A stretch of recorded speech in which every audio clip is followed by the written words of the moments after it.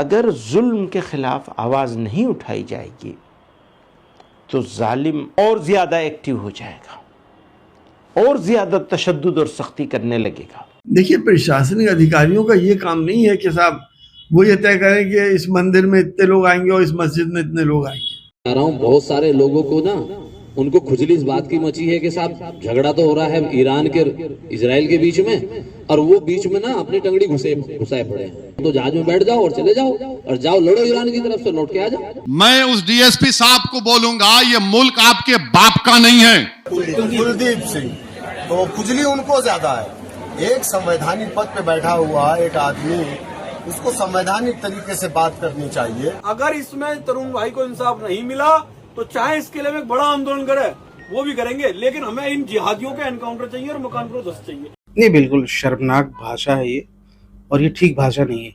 एक अधिकारी की ऐसी भाषा नहीं है। दोस्तों, आज हम देश के अलग अलग शहरों से आ रही 3 खबरें जो एक बड़ा सवाल खड़ा कर रही हैं उसको समझेंगे। जी हाँ, पहली खबर उत्तर प्रदेश के बरेली से है, दूसरी खबर उत्तर प्रदेश के संभल से है और तीसरी खबर देश की राजधानी दिल्ली के उत्तम नगर से है।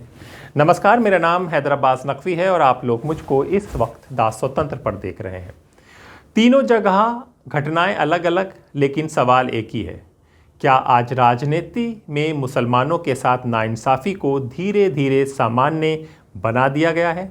क्या चुनाव जीतने के लिए एक ऐसा माहौल तैयार किया जा रहा है जिसमें मुसलमानों को बार बार विवाद के केंद्र में खड़ा किया जाए? बरेली का मामला देखिए। उत्तर प्रदेश के बरेली ज़िले के एक छोटे गांव से मोहम्मदगंज, जिसे कहते हैं, रहने वाले हसन खान अपने घर पर नमाज पढ़ते थे। बताया जाता है कि वो परिवार के कुछ लोगों के साथ जुमे की नमाज अदा कर रहे थे, लेकिन इस पर गांव में विवाद खड़ा हो गया। मामला पुलिस और प्रशासन तक पहुंच गया। यहाँ तक कि पूछताछ के लिए लोगों को थाने तक ले जाया गया। मामला आखिरकार इलाहाबाद हाई कोर्ट तक पहुंचा।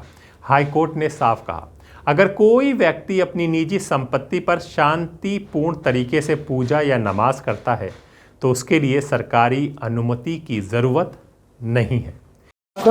रेशमा जी, कल आपके जुमे वाले दिन आपके मकान में नमाज पढ़ी जा रही थी, क्यों पढ़ी जा रही थी, क्या बात थी? पढ़ लें, जब खाली हो घर तो पढ़ लें, अब कहाँ जाए पढ़ने के लिए? ये तो दबाव डाला जा रहा है। किस तरीके का दबाव है? जो दबाव ये नमाज ना पढ़ें। कितने लोग पढ़ते थे नमाज, कब से पढ़ते चले आ रहे हैं? तब से 20 साल से पहले से पढ़ते चले आ रहे हैं। इस घर में नहीं, जो जिसका घर खाली देख लें उसी में पढ़ लें। अच्छा, आपके पति का क्या नाम है? हमारे पति तो गुजर गए। अच्छा, बेवा हैं हम तो। अच्छा, विधवा। हाँ। कितने बच्चे हैं आपके? बच्चे तो हमारे 5 हैं। तो क्या करते हैं बच्चे? बच्चे यही नौकरी मजूरी कराएं। बाहर करते हैं? हाँ। कहाँ? यही दिल्ली वगैरह। तो आपने इजाज़त दी थी नमाज पढ़ने की? हाँ, हमने इजाज़त दी थी। खाली या तो हमने कहा पढ़ लो। वीडियो कैसे बना, कौन लोग थे वीडियो बनाने वाले? वो आए, इन्हीं ने बुलवाया था, किसानों ने, पुलिस वालों को। तेजपाल अरमा लेके आए थे, उन्होंने लेके ला के यहाँ घुसड़ दिया घर में। अच्छा। हाँ।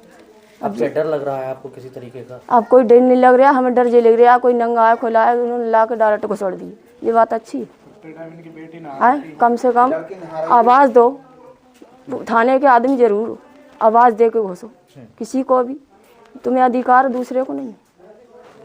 आवाज़ दो, बगैर इजाज़त के घुसना अच्छी बात है किसी के घर में? अदालत ने प्रशासन को याद दिलाया, कानून व्यवस्था बनाए रखना राज्य की जिम्मेदारी है, ना कि लोगों के धार्मिक अधिकारों को रोकना। अब संभल चलिए, संभल का मामला समझिए। इसी तरह की बहस संभल ज़िले में भी सामने आई। यहाँ प्रशासन ने एक मस्जिद में नमाज पढ़ने वालों की संख्या सिर्फ 20 लोगों तक सीमित कर दी। जब मामला अदालत पहुंचा तो हाई कोर्ट ने सख्त टिप्पणी की। अदालत ने कहा, अगर स्थानीय अधिकार कानून व्यवस्था लागू नहीं कर सकते तो उन्हें अपने पद से इस्तीफा देना चाहिए। देखिए, प्रशासनिक अधिकारियों का ये काम नहीं है कि साहब वो ये तय करें कि इस मंदिर में इतने लोग आएंगे और इस मस्जिद में इतने लोग आएंगे। प्रशासन संभालें, लॉ एंड ऑर्डर मेंटेन करें, ये उनकी जिम्मेदारी है। अगर वो नहीं कर पाते हैं तो ये उनका फेल्योर है। प्रशासनिक अधिकारी इस तरह के हुक्म ना दें कि जनता को परेशानी पड़े। मस्जिद के अंदर कम भी लोग आते हैं, ज़्यादा भी लोग आते हैं, एडजस्ट भी हो जाते हैं। अब अगर सरकार ये चाहती है कि बाहर नमाज ना हो, सड़कों पर ना हो, तो हाँ वो ना हो। अब लोग नहीं पढ़ते सड़कों के ऊपर। ये वही संभल है जहाँ के सीओ का बयान हमने आपको पहले दिखाया था। उन्होंने कहा था कि अगर ईरान के लिए मातम करते हो तो ईरान चले जाओ, कोई भी आदमी सड़क पर नमाज़ पढ़ते नहीं दिखेगा। इस तरह के बयान बहुत वायरल हुए। मेरठ, संभल, बरेली 3 जगहों पर इस तरह की खबरें आईं और अदालत का जो फैसला है आपने सुन लिया। कह रहा हूँ बहुत सारे लोगों को ना उनको खुजली इस बात की मची है कि साहब झगड़ा तो हो रहा है ईरान के इजराइल के बीच में, और वो बीच में ना अपनी टंगड़ी घुसाए पड़े हैं। भाई अगर इतनी दिक्कत है तो आप बैठ जाओ जहाज में। जब जहाज लेने जा रहा है वहां ईरान में फंसे हुए भारतीयों को, तो जहाज में बैठ जाओ और चले जाओ, और जाओ लड़ो ईरान की तरफ से, लौट के आ जाओ। लेकिन किसी दूसरे 2 देशों के बीच में झगड़ा हो रहा है, और उस झगड़े का अगर हमारे देश में कानून व्यवस्था पर कोई असर पड़ेगा तो हम फिर इलाज कराएंगे बहुत बढ़िया वाला।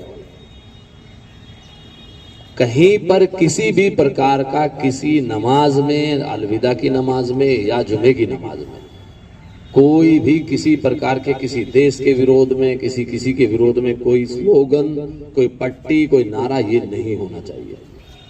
हम हिंदुस्तानी हैं, हम भारतीय हैं, हम यहाँ सुकून से रह रहे हैं। 2 देशों के बीच में, 4 देशों के बीच में जो लड़ाई हो रही है वो उनके अपने अंतर्राष्ट्रीय मुद्दे हैं, वो जानेंगे उसके लिए। लेकिन कोई आदमी आए, साहब 10 आदमी खड़े होकर छाती पीट रहे हैं, हाय हाय हाय साहब ईरान को मार डाला, ईरान को मार डाला। अरे भाई इतना वो है तो चले जाओ ईरान, इसको जाना। लेकिन ये चीजें बिल्कुल हम बर्दाश्त यहाँ नहीं करेंगे कि हमारे यहाँ आके कोई भी आदमी अपने देश में आके यहाँ कोई फिजा बिगाड़े। हैं कुछ लोग ऐसे, 1-2 जगह, 1-2 कस्बों में लोगों ने इस तरह की हरकतें की हैं। तो हम दूसरे की लकड़ी, जबरदस्ती की लकड़ी, अरे उनको लेने दो भाई, तुम क्यों ले रहे हो उनकी लकड़ी? अगर ईरान के और अमेरिका के बीच में कोई विवाद है या कोई दूसरे देशों के बीच में विवाद है तो वो अपना सुलझा रहे हैं। अगर जरूरत पड़ेगी तो हमारी सरकार का काम है वो देखने का। लेकिन हम इस तरह से कोई ऐसा काम करें जिससे लोकल लेवल पे स्थिति खराब हो जाए या लैंड ऑर्डर की समस्या है, आपस में कोई वैमनस्यता है, कुछ आए, तो वो चीज कतई बर्दाश्त नहीं होगी। ये चीज आप सबको एक बार बता दीजिएगा। और पुलिस फिर वहां तक इलाज करती है कि जहां वो पोस्टर छपते हैं ना, जहां वो स्लोगन लिखे जाते हैं, फिर उन तक का इलाज होता है। तो ऐसी सिचुएशन ना हो। प्यार और सौहार्द का त्योहार है, मीठी सिवैयों का त्योहार है, तो जरा से उसमें मिठाई में कड़वाहट 1 मिनट में घुल जाती है, तो ऐसा किसी आदमी को भी ऐसा मत करने दीजिए। और मैंने देखा है कि कुछ लोग केवल इंस्टाग्राम की रील बनाने के चक्कर में और कह रहे साहब ईरान के साथ ये हो गया, खामेनेई को मार दिया, ये कर दिया, वो कर दिया, इस चक्कर में केवल रील बनाने के चक्कर में आए और भाग गए। तो ये चीजें कतई मत होने दीजिए। आपके कस्बे का या आपके मोहल्ले का या आपके शहर का कोई भी आदमी, एक ही आदमी फिजा बिगाड़ने के लिए बहुत होता है। खुराफाती एक ही खुराफात, फिर उसको मिलके सब सारे लोग मिलके भी जब उसको संभालते हैं ना, तब भी बहुत वक्त लग जाता है। आपने देखा कि संभल अभी तक भी अपनी मुख्य धारा में नहीं आया। तो ये चीज जो मैंने आपको तीसरा बिंदु बताया है, इस पर आपको विशेष ध्यान देने की आवश्यकता है।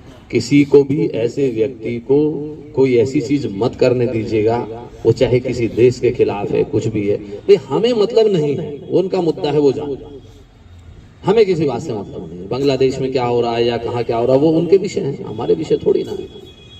या साहब ईरान में खामेनेई को मार दिया, या अमेरिका तो साहब अत्याचार कर रहा है, ये कर रहा है। अरे भाई 56 कंट्री है, इस्लामिक कंट्री, वो सब कर लेंगे अपना। तो हमें उसमें कोई चीज अपने ऊपर नहीं लानी है कि उसके लिए हमारे यहाँ का कोई माहौल खराब हो। ये चीज बिल्कुल आप लोग ध्यान रखिएगा। एक अगला विषय ये है, एक थाने में संभल के सर्किल में ये विषय आया था कि साहब, क्योंकि राज्य का कर्तव्य है कि हर नागरिक को उसका संवैधानिक अधिकार मिले। के सीओ छुट्टी पर गए हुए हैं, क्या नाम है, कुलदीप सिंह। तो खुजली उनको ज्यादा है। एक संवैधानिक पद पे बैठा हुआ एक आदमी, उसको संवैधानिक तरीके से बात करनी चाहिए। तो एक ऑफिसर है और सामने तुम्हारे कौन लोग बैठे हुए, बुद्धिजीवी मुसलमान, दानिश्वर तबका बैठा हुआ है।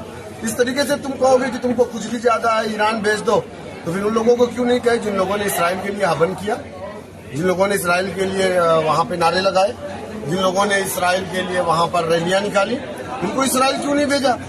और तुम कौन होते हो? ये हिंदुस्तान किसी के बाप की जागीर तो नहीं है ना। संबल हिंदुस्तान का हिस्सा है। ये उनकी वालिदा दहेज में तो नहीं लेकर के आई थी ना, वो इस तरीके की बातें करेंगे तो ये तो गलत है। ये मुसलमानों को लोगों ने कमजोर समझ रखा है। हर कोई आता है मुंह उठा करके उसके लिए सबसे कमजोर चारा मुसलमान है, मुसलमान को बोल देगा, ये गलत है। चलिए अब बात दिल्ली की करते हैं। बहुत दुख होता है, बहुत दर्द होता है। देश की राजधानी दिल्ली के उत्तम नगर में भी हाल ही की एक घटना हुई जिसने कई सवाल खड़े कर दिया। जहां एमसीडी ने बुलडोज़र अभियान चलाया, कार्रवाई के नाम पर उत्तम नगर के बी ब्लॉक में बुलडोज़र चलाया गया। हम बी ब्लॉक क्यों कह रहे हैं इसको आप समझ जाएंगे। कहा गया कि कार्रवाई अतिक्रमण हटाने के लिए है, यानी कि एनक्रोचमेंट हटाने के लिए है, लेकिन स्थानीय लोगों का कहना है पास के ए ब्लॉक में ऐसा कोई अभियान नहीं चलाया गया। जी अब समझिए लोग क्या कह रहे हैं। लोगों का कहना है बी ब्लॉक में ज़्यादातर आबादी मुस्लिम समुदाय की है, जबकि ए ब्लॉक हिंदू बहुल इलाका माना जाता है। एक तरह की बनावट, एक तरह की मार्केट, एक तरह के घर बने हुए हैं, लेकिन बुलडोज़र चलता है बी ब्लॉक में। यही वजह है कि ये कार्रवाई अब बहस का विषय बन गई है। आपको इतना परेशान होने की जरूरत नहीं है, ठीक हो जाएगा। अरे भाई इतने लोग हैं, हम सारे मिलकर करा देंगे। नहीं होता आप लोगों से हम कराएंगे। बताइए क्यों चिंता कर रहे हो आप? क्यों हम एमसीडी के लिखते रहे और कागजों का इंतजार करते रहे? हम अपने हिसाब से करवा देंगे। चिंता की तो बात है। नहीं आज कोई रोजी खत्म नहीं होगी, वापस चलेगी रोजी। एक दिन की बात है, फिर से चलेगी रोजी पूरा। नहीं ऐसा कुछ नहीं है। ये एमसीडी के अधिकारी हैं, बिना कोई नोटिस, बिना कोई सजेशन, बिना कोई लेटर, बिना उसके आ रहे के सारे ना कोई दिया। और मकान न गिरते जैसे इसमें हो गया ना, फिर वो लोग डर गए, इसको तोड़ ताड़ के और भाग गए सारे एमसीडी। लास्ट है क्या डर गए? हमारे को सारा हिला के चले गए। अब कह रहे ऊपर मत चढ़ो, कहाँ जाएगा? पुलिस आ गई पूरा उत्तम नगर में, किसी की सही करवा के कहाँ जाएंगे? आज कहाँ रहेंगे? पता आ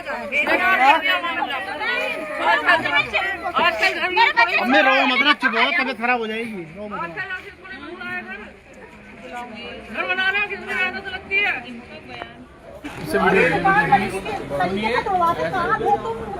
हम यहीं पे थे, बहुत बचवाए हमने तो। मैंने तो बहुत बचाए हमने। आंटी से पूछो आप, हमने तो बहुत एमसीडी वाले लोगों का सामान हमने तो लोगों का सामान दिया। अब माता जी आपका एक तो देखिए रोजा है आपका, ठीक है, ऊपर से ये ईद के डर रहे हैं दोबारा बन जाएंगे, लेकिन आपको कुछ हो गया तो वो भरपाई नहीं होगी। आप समझिए इस बात को, आप शांत रहिए, कोई परेशानी वाली बात नहीं है। नहीं उससे वो करवा देंगे। अरे मैं यहीं पे हूँ, आप हम यहीं पे हैं, आप हमारा नंबर ले लीजिए। नहीं ऐसी बात नहीं है, नहीं छोड़ेंगे आपको। इन्होंने नोटिस जारी किया कि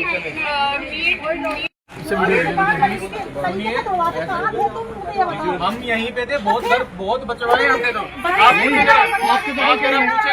मैंने तो बहुत बचाए हमने। आंटी से पूछो आप, हमने तो बहुत एमसीडी वाले लोगों का सामान हमने तो लोगों का सामान दिया। अब माता जी आपका एक तो देखिए रोजा है आपका, ठीक है, ऊपर से ये ईद के डर रहे हैं दोबारा बन जाएंगे, लेकिन आपको कुछ हो गया तो वो भरपाई नहीं होगी। आप समझिए इस बात को, आप शांत रहिए, कोई परेशानी वाली बात नहीं है। नहीं उससे वो करवा देंगे। अरे मैं यहीं पे हूँ, आप हम यहीं पे हैं, आप हमारा नंबर ले लीजिए। नहीं ऐसी बात नहीं है, नहीं छोड़ेंगे आपको। नहीं ऐसे नहीं छोड़ेंगे।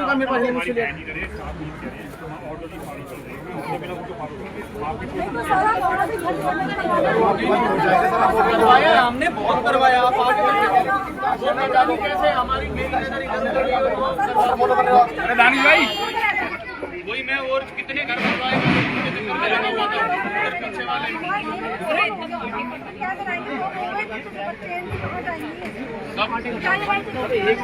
नहीं, सब सही होगा, कोई बात नहीं। इस चीज पे इतना परेशान माता जी होने की जरूरत नहीं है। नहीं, आपका घर ठीक हो जाएगा। इनको कुछ हो गया परेशानी में दिमागी तौर से, वैसे बीमार हो गए क्या वही मैं कह रहा हूँ, इस चीज पे आपको इतना परेशान होने की जरूरत नहीं है, ठीक हो जाएगा। अरे भाई इतने लोग हैं, हम सारे मिलकर करा देंगे। नहीं होता आप लोगों से हम कराएंगे। बताइए क्यों चिंता कर रहे हो आप?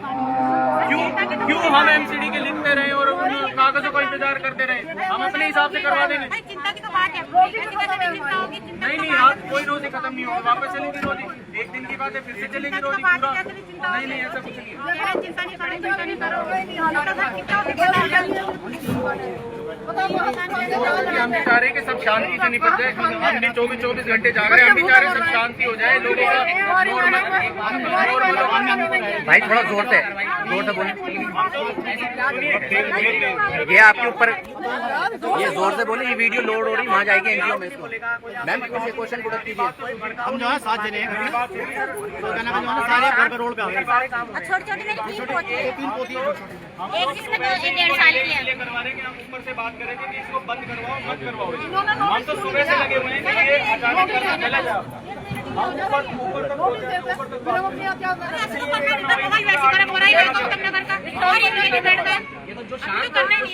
शांत बैठे हैं, उनके साथ शांति बनाए रखें। जी हाँ, आप इसकी पृष्ठभूमि भी जानते हैं कि होली के दिन झगड़ा हुआ और उसके बाद बिल्डोज़र उत्तम नगर में चला। इससे पहले एक झगड़ा हुआ था, आप लोग जानते हैं। बताया जाता था कि इस विवाद में दोनों पक्षों के लोग शामिल थे, लेकिन बाद में अस्पताल में जिस व्यक्ति की मौत हुई वो हिंदू समुदाय से था, तरुण। जी हाँ, और उसके बाद कार्रवाई का पहिया अचानक बहुत तेज़ी से घूमने लगा। सिर्फ कार्रवाई नहीं हो रही है, वहाँ पर बराबर जनसभाएं हो रही हैं और उन जनसभाओं में मुस्लिमों के खिलाफ आग उगली जा रही है और सब प्रशासन के सामने हो रहा है। देश की राजधानी में हो रहा है, जहाँ पार्लियामेंट भी है, पीएम भी हैं, जहाँ सीएम भी हैं, जहाँ एलजी भी हैं और नेता प्रतिपक्ष भी हैं, विपक्ष के नेता भी हैं और पक्ष के नेता भी हैं। वहाँ पर ये सब चल रहा है।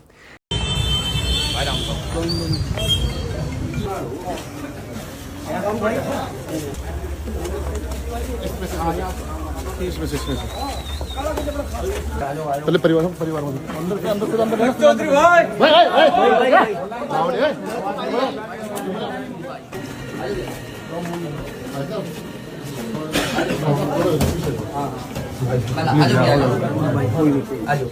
बस भाई ज्यादा एकदम से मत आना भाई। आ जाओ भाई, बस आ जाओ जतिन जी, आ जाओ बस भाई, बस भाई।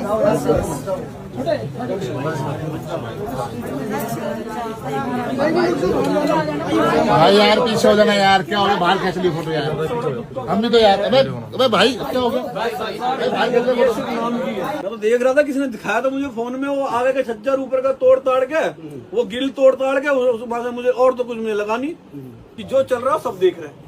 अगर इसमें तरुण भाई को इंसाफ नहीं मिला तो चाहे इसके लिए एक बड़ा आंदोलन करे, वो भी करेंगे, लेकिन हमें इन जिहादियों के एनकाउंटर चाहिए और मकान फरोख्त चाहिए। यही परिवार की मांग है और सच्चाई भैया होना भी चाहिए। जो सामने मैंने वीडियो देखी, किस तरीके से वो जिहादन, जो उसकी इतनी हिम्मत निकलने के बाद भी चिल्ला रही है, वो गली में ड्रामे कर रही है। ये हमारे बच्चों को मार रहे हैं, हमारे भाइयों को मार रहे हैं, और हम क्या कर रहे हैं? सिर्फ लाचार, बस मजबूर। एक 6 साल की बच्ची है जिसको ये बोल रही है 6 साल की बच्ची को मैं नीचे आने में मारने के लिए करवाती हूँ। ये उसके वर्ड है। यहाँ पे सुनो, यहाँ पे हिंदू मुस्लिम करने नहीं आया हूँ मैं, इस बात को ध्यान में रखना। लेकिन अगर मरने वाला हिंदू है तो ये बोलना ही पड़ेगा कि मारने वाला मुसलमान है। आगे समझ में, ये नहीं कि भाईचारा खराब हो जाएगा, हिंदू मुस्लिम भाईचारा बिगड़ जाएगा।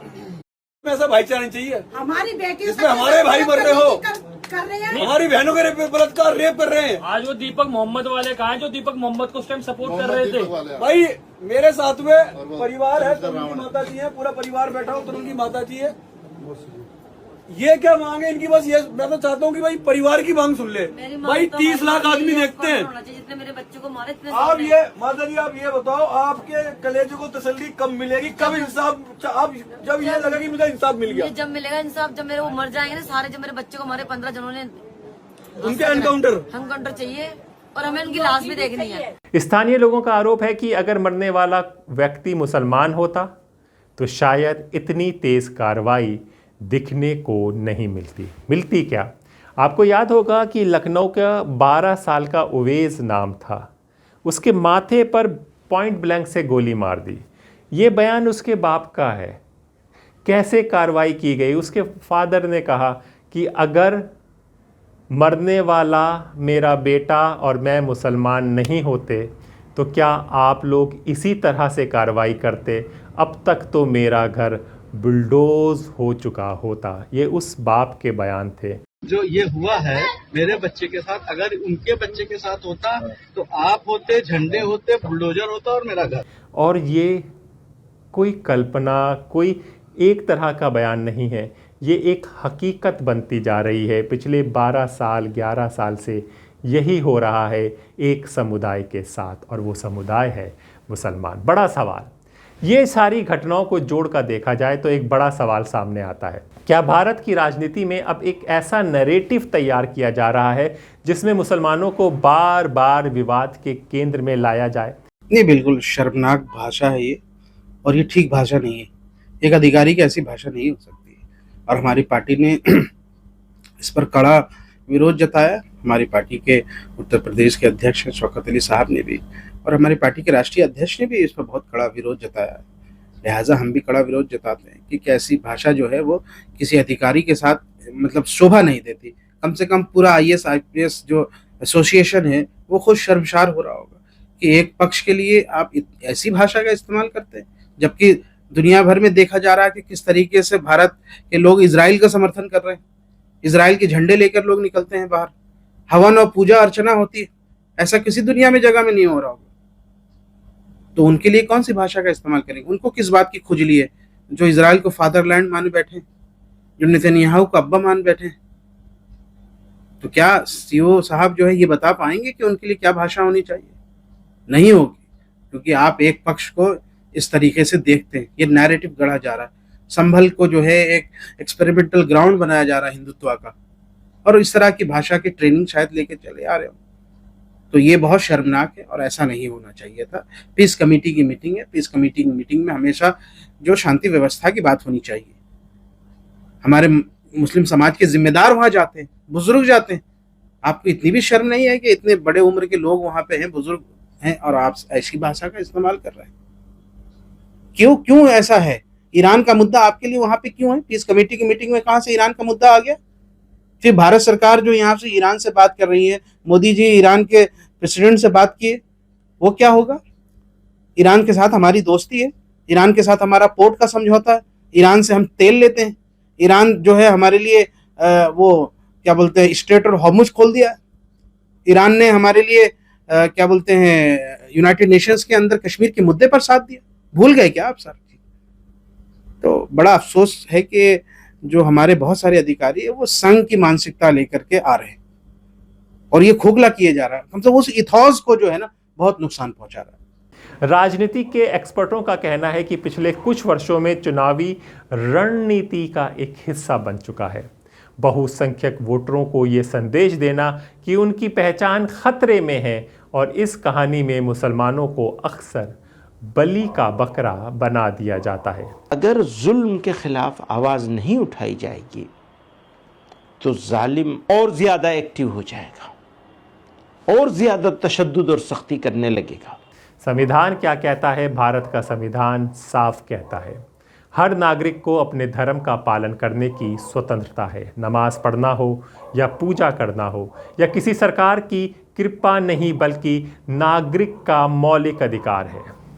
दोस्तों, बरेली, संभल और दिल्ली की घटनाएं सिर्फ 3 शहरों की कहानी नहीं है, ये उस बदलते माहौल की तस्वीर है जहां धर्म और राजनीति का रिश्ता पहले से कहीं ज़्यादा गहरा हो गया है। और सबसे बड़ा सवाल यही है क्या लोकतंत्र में किसी एक समुदाय को बार बार शक और विवाद के घेरे में खड़ा करना वाकई न्याय है, या फिर ये सिर्फ चुनाव जीतने की रणनीति है? आप क्या सोचते हैं? कमेंट बॉक्स में ज़रूर बताएं। और अगर ये वीडियो आपको अच्छा लगा हो तो आप शेयर करें, क्योंकि हमारा सहारा आप ही लोग हैं। आप हमें देखेंगे, आगे बढ़ाएंगे तो ये बात ज़्यादातर लोगों तक पहुंचेगी और हमारा देश एक सुंदर देश बनेगा, एक खूबसूरत देश बनेगा, एक मजबूत देश बनेगा। और जो ये नफ़रत की लकीर है ये धीरे धीरे ख़त्म हो जाएगी और ये लकीर खींचने वाले धीरे धीरे गायब हो जाएंगे। नमस्कार।